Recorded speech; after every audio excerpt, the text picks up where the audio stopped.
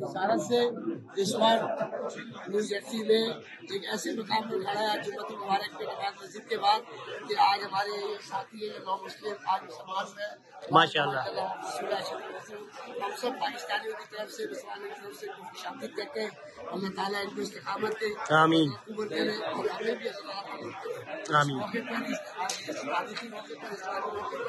जबकि कल जो है हज है माशाल्लाह आज उनका नौ मुस्लिम के तौर पर मुसलमान होना हम सब के लिए बायसे बरकत है।